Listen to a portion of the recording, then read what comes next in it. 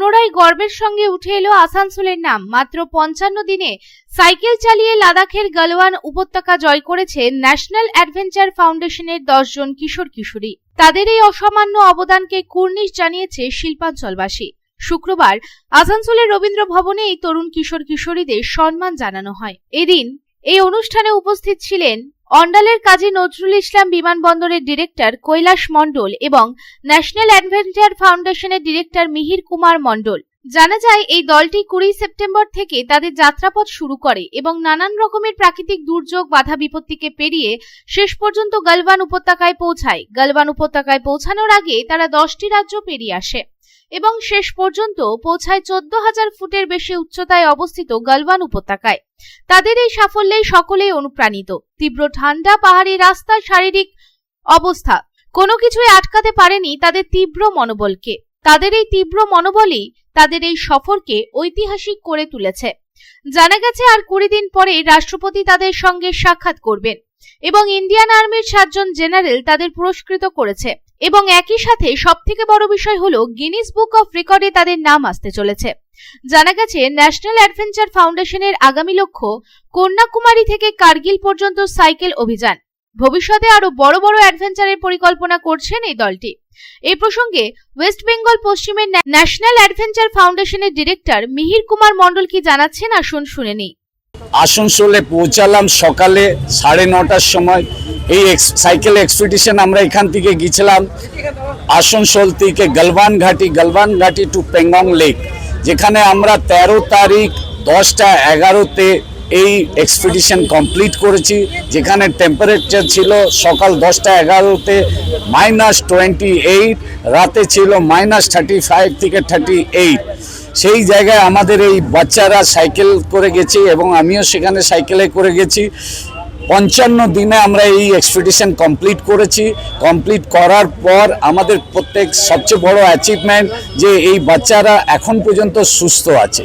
পুরো এক্সপিডিশনে এটা আমাদের কাছে সবচেয়ে বড় অ্যাচিভমেন্ট এবং এটা গিনেস বুকে আসছে এবং রাষ্ট্রপতি 20 দিন পর আমাদেরকে ডেট দিয়েছেন ওনার সঙ্গে মিট করা।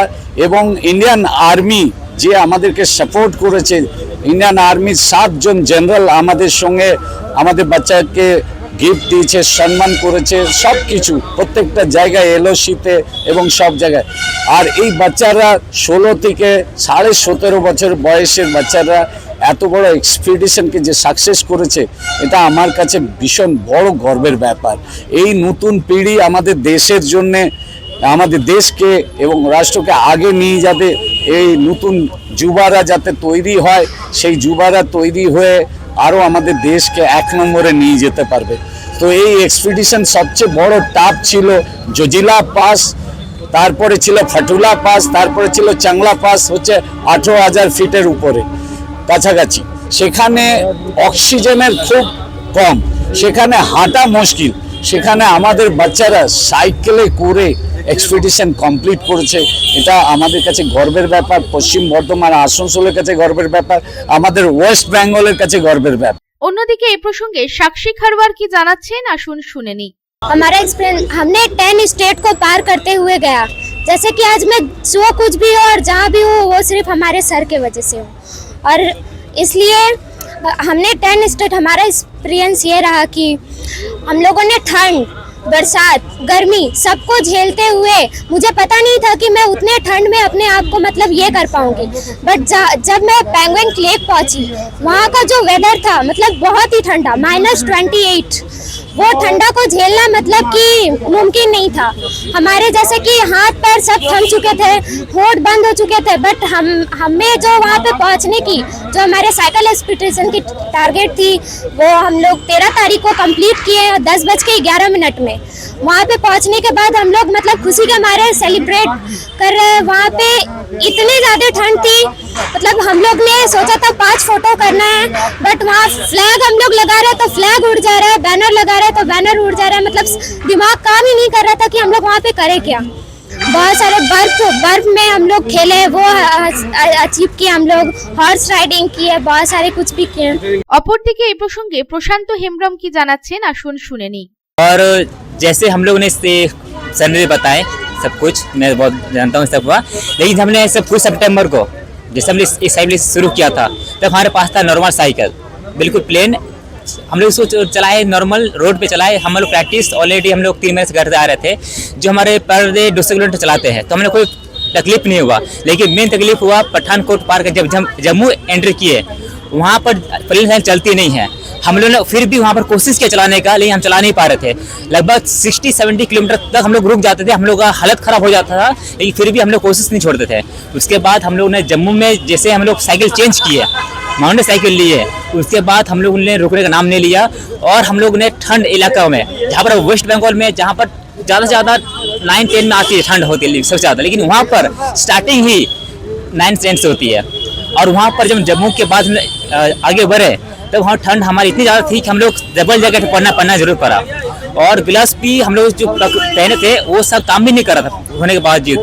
और जब हम लोग ने लद्दाख एंट्री किए, उस टाइम पर हमारे जो चढ़ाई स्टार्टिंग होने लगा। और जब चढ़ाई ने सब शुरू किए, उस चढ़ाई पे हम लोग सबका वॉइस तो हम दूर के बाद है, सब लोगों का हालत खराब होना शुरू हुआ, क्योंकि वहाँ पर गाड़ी भी चल रही थी तो वो भी रोने लगी थी।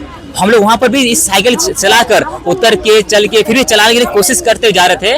और वहाँ पर इतना तेजी हवा और ठंड, हम लोग का कान, नाक, आँख सबसे आँख से पानी निकलना शुरू हो गया, पैर काम नहीं कर रहे थे। ऊपर से वहाँ की जो खरी चढ़ाई इतनी ज़्यादा थी कि हम लोग चढ़ नहीं पा रहे थे। फिर भी हम लोगों ने कोशिश नहीं आ रही। और पीछे से हमारे सर ने हम लोग को मोटिवेट किया कि शुरू किए हो, ख़त्म कर सकते हो, हमारे पास उतना जुनून है। और हम लोग ने ख़त्म करने की कोशिश ठान लिया था और कर दिया है। আসানসোল থেকে সন্তোষ মণ্ডলের রিপোর্ট, পাবলিক টাইমস। রানীগঞ্জ শহরের এনএসবি রোডে অবস্থিত সুসজ্জিত এবং মনোরম পরিবেশে অতিথিদের পরিষেবার জন্য তৈরি অতিথি in hotel and restaurant. Hotel অতিথি ইন পরিষেবায় থাকছে অত্যাধুনিক সুবিধাযুক্ত এসি রুম। অতিথি ইনে পকেট ফ্রেন্ডলিতে আপনি পাবেন single and double bedroom. Festival সিজনে থাকছে স্পেশাল ডিসকাউন্ট। তাই উৎসবে অনুষ্ঠানের যে কোনো দিন পাশেই পাবেন হোটেল অতিথি in, metro plaza, NSB road, Raniganj, Muthoot finance building. যোগাযোগ করুন এই নাম্বারে 7872933666 এবং 9434133666।